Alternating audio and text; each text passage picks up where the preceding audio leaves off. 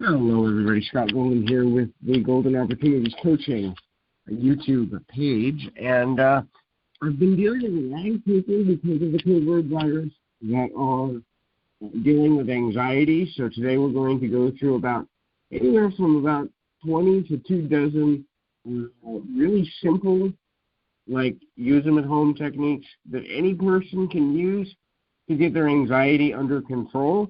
Or at least manage it so that one can get to a situation where it becomes more controllable.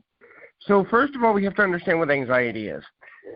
It is a rapid cycle in the mind that is causing stress and frustration and fear, usually around the outcome of a situation and or the perception that other people have of us for any number of reasons.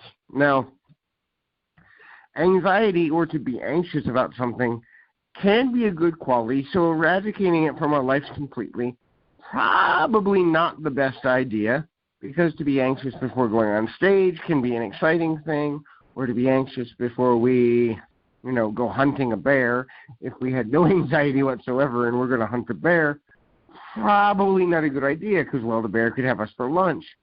But anxiety that we cannot control or understand the root cause of, and or an anxiety loop that is something that comes to us multiple times in a day, in a week, or in a month, probably very uncomfortable for most people. Now, another thing to think about, anxiety is a physiological response, so changing your body chemistry and physiology is a part of dealing with anxiety, dealing with any negative emotion actually, but since we're focusing on anxiety, certainly changing the way you move and relate to the world around you is one of the best things you can do to deal with anxiety. Now, it is also important to know that you're going to use multiple techniques in order to get through your anxious behavior, and no two things are going to work the same for the same person.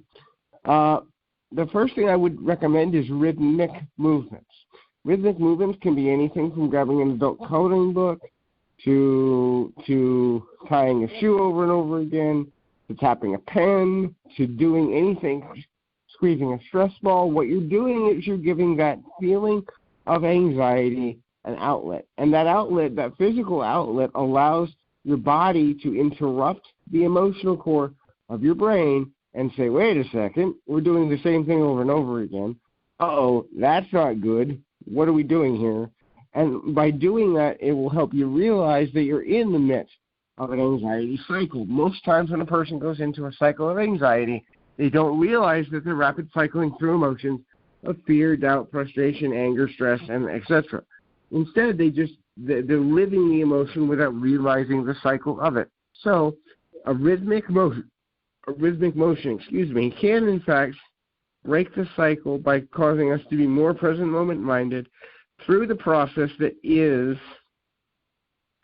our physical body. Now, the next thing there is make sure you're spending enough time by yourself. Time for reflection, time to pray, time to think, time to reevaluate ideas, maybe write down a list of things you need to do or a list of things you wish you had done.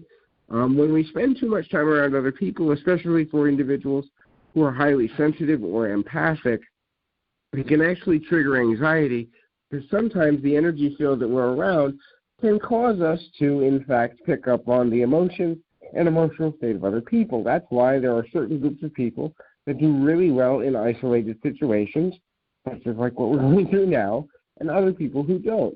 The type of people who do really well in isolated situations generally don't normally, on a day-to-day basis, do well in crowds like going to the mall or school, a large school campus, or concerts and that, because they're preoccupied with picking up the emotional feelings that are around them. Sometimes you can do that through touch, other times you can do that just through making eye contact with a person, other times you can do that just collectively if you sit and focus. You can feel, if you've ever heard anybody talk about, especially in Hollywood and acting and music, we hear people talk about the energy of a room and how a room of people can have its own unique energy. If you are a highly sensitive person and you have anxiety at the core of one of your root challenges, being in a large group setting can be an anxiety trigger. So making sure that you balance that with enough alone time is imperative to your own recovery. Now, the next thing on the list is any sort of artistic endeavor. This can be sculpting, it can be painting, it can be drawing, it can be doing something like singing or dancing. The idea here is simple.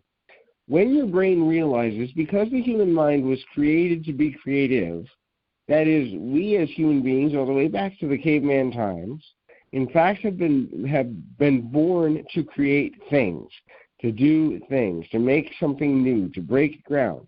And so when one feels that they can create art from the start, they begin to see themselves differently. They begin to see that they took a blank slate of a problem, or in the case of anxiety, the blank slate of a day, and created something from it.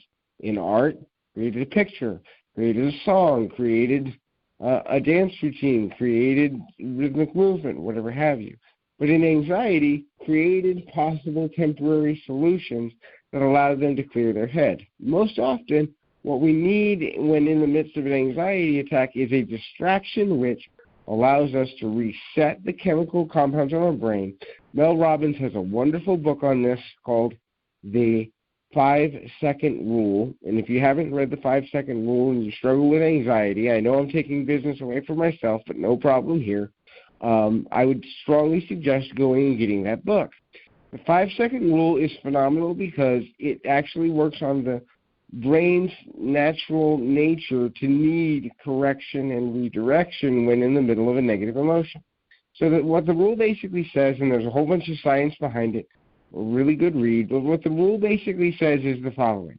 When we interrupt the pattern of the brain when we're in the middle of negative emotion, we give ourselves a chance to reset and refuel and re-engage, then we can change our lives for the better.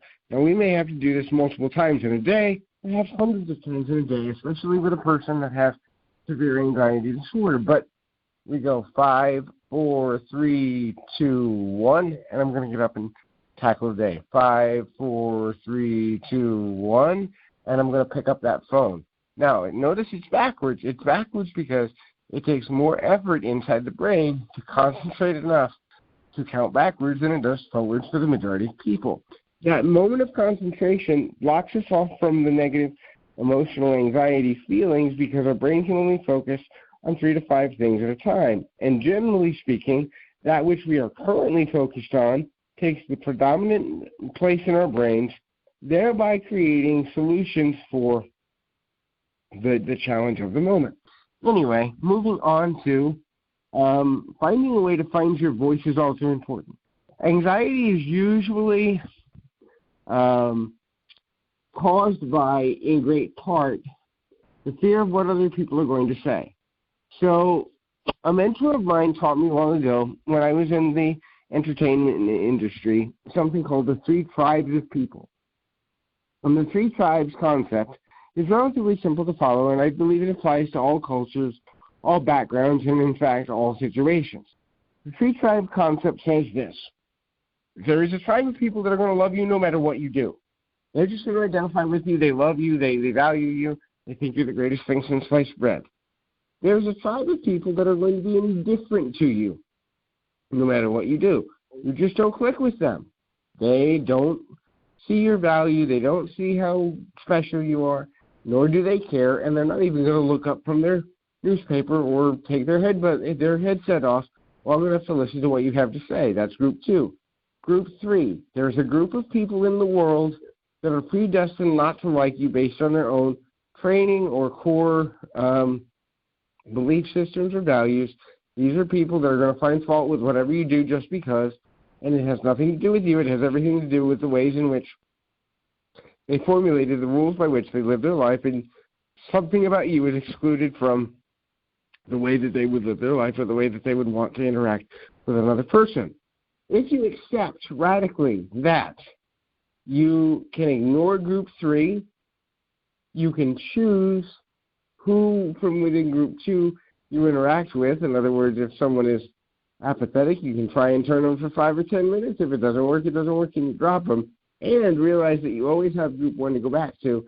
That's the group of people that are going to love you no matter what you do. You ever notice how even on YouTube it's a social experiment to a degree? There are people that will look at content and say, that sucks, that's the worst thing I've ever seen, and you can't turn them.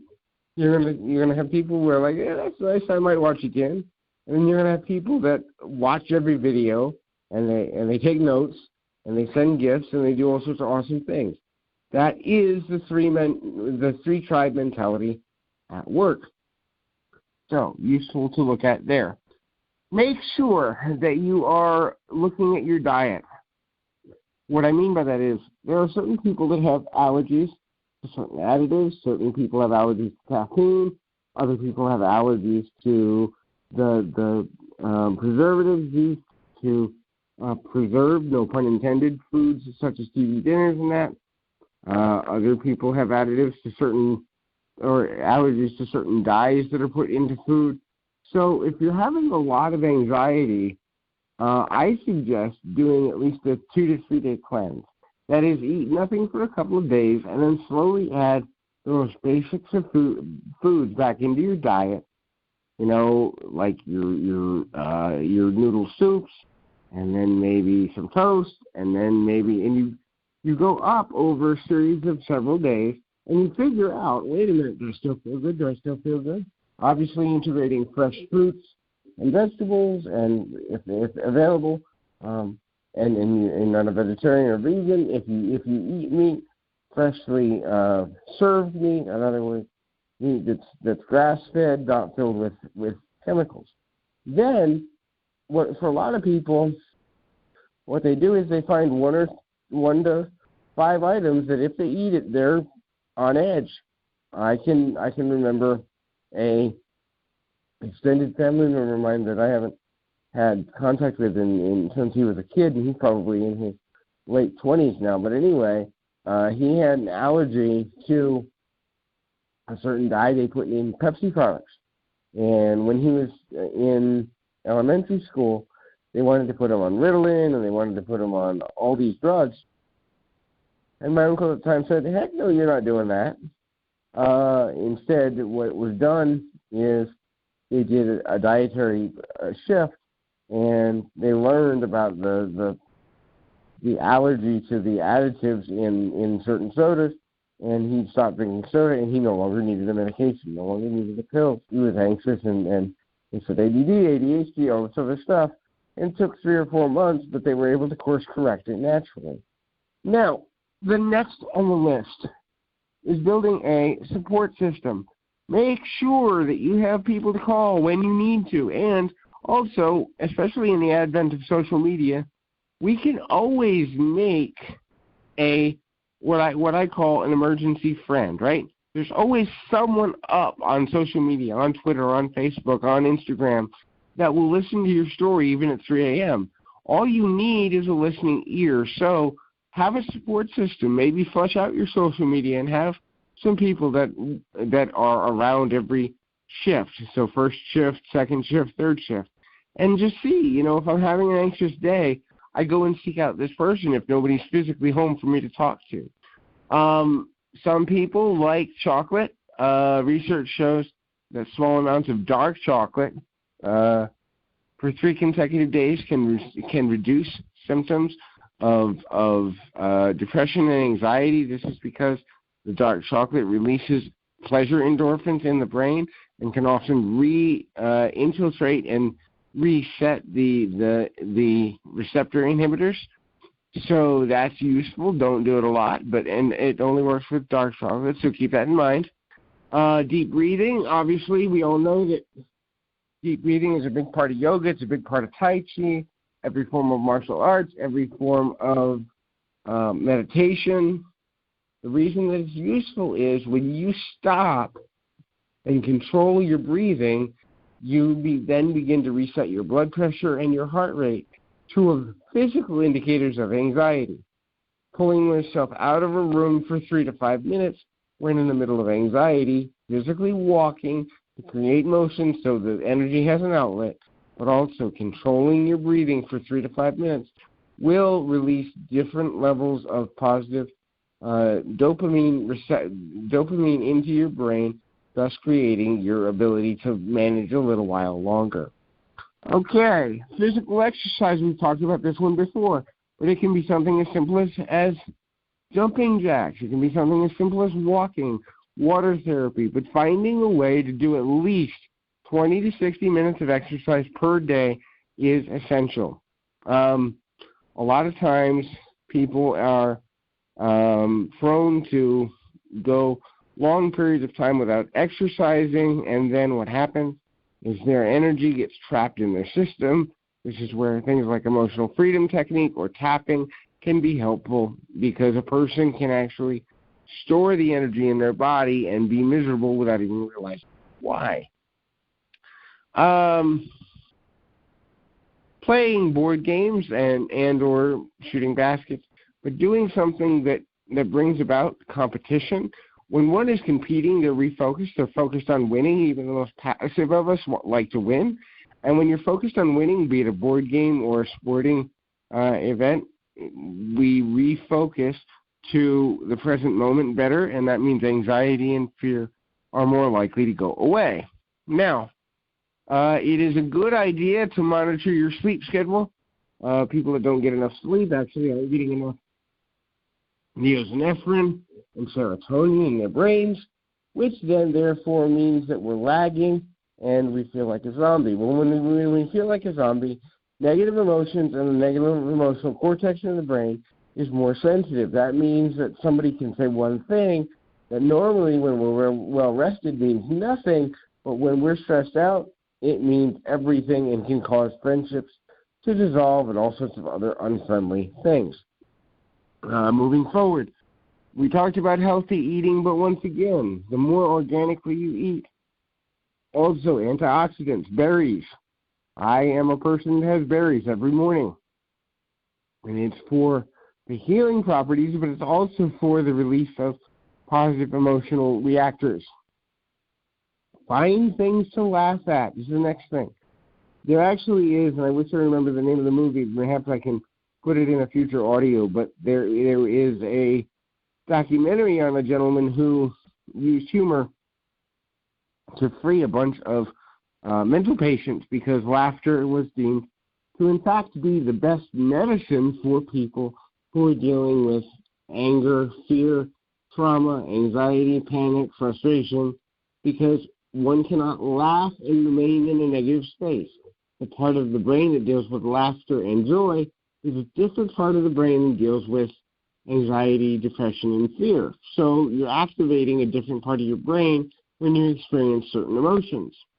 Journaling can be helpful, giving yourself, again, a physical outlet, but also writing down your feelings and your focus. When you journal or while you journal, sometimes meditation can be helpful. Breaks to clear your mind, focus your breathing, and also then going back to writing. In other words, I'm looking at what I've been through a different lens, and now I want to be able to reflect on it later. Journaling is helpful, especially for people that are creative and they can chart their own patterns. I can't tell you the number of clients I have that I have do a anxiety journal, an anger journal, a sadness journal, and it's not because I want them to focus on that thing. I want them to be able to see the energetic and behavioral patterns associated with the things that's taking away their joy and causing them so much stress. When one can see a pattern, that is the only time that one can break a pattern. Okay, now music, lyrical or non-lyrical. The isometric tones in music can actually reset the emotional core of some people. Furthermore, identification of emotional connection with others through music can create the opportunity for people to feel validated and heard even if they're not speaking with anybody. That is, if somebody understood the emotion they were having at some point, they're not alone in the world, which is one of the biggest causes of anxiety, is the fear that one is going to end up alone or is always alone. Okay? Animal therapy. If you have access to a support animal, an emotional support animal, is a wonderful thing. Dog, cat, turtle, guinea pig, whatever you choose. The rhythmic action of petting the animal and the success you feel from caring for the animal can help you deal with your anxiety. Realize that you need to have a priority list. The more you control how you use your time, the less time you have to fall into negative emotional patterns. So if you're constantly sitting around all day going, this is never going to get better for me, the universe will line things up so that you experience exactly that, nothing getting better for you. But if you're constantly working towards checking goals off your priority list, then you're back in control of your life. Spending time in nature and in wide open spaces so that you feel that the immenseness of the world is something you can embrace is another really good idea. The more we spend time in the same place at the same time each and every day, we begin to see our life as routine. When we see our life as routine, we often lose our connection with significance and variety, which ultimately will lead to a negative emotional output, often a negative emotional dumping. Let's see. Let's see if I missed anything here on my to-do list. Some people find water useful, so going for a swim or taking a shower in the midst of an anxiety attack can actually cause you to be more aware of sensations in your body. When we go into anxiety, we often have the experience of leaving our body or detaching from ourselves, and so we can certainly often feel out of sorts.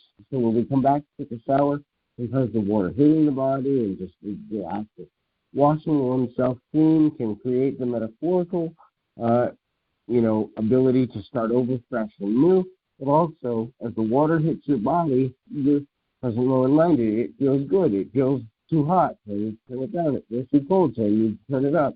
It keeps you in the moment. Volunteering or being ready to do things that create some level of gratitude within you. When you are helping somebody else, and here's a key for lots of people, when you are helping somebody else, whether it's with homework or whether it's with something big like cooking a meal, you cannot feel bad for yourself when you're serving someone else at the same time. Two different areas of the brain are activated. So it's imperative to find ways to be of service, because when you're serving, you can't be wallowing. Let's see. The last thing I would say is, if all of this isn't working for you and you're doing combinations of these on a given day, ask for help.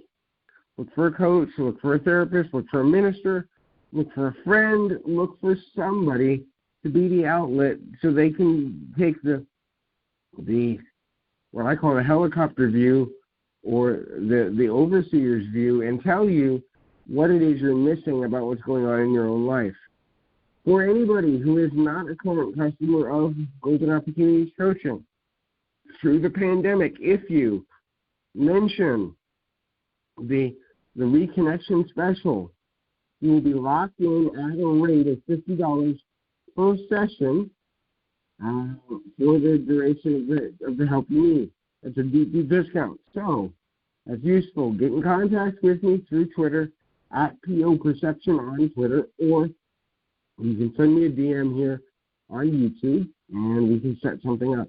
And if you honestly can't afford services, there are free resources available. I know coaches that need some taxable, not taxable, wrong term. That's in medicine, but need some extra coaching hours for certification, who will be glad to work with you for free or at a very, very reduced rate. So do not let finance be the reason you don't ask for assistance. In any event, this has been Scott Golden. Keep your feet on the ground. Reminded a moment. Until next time, everybody.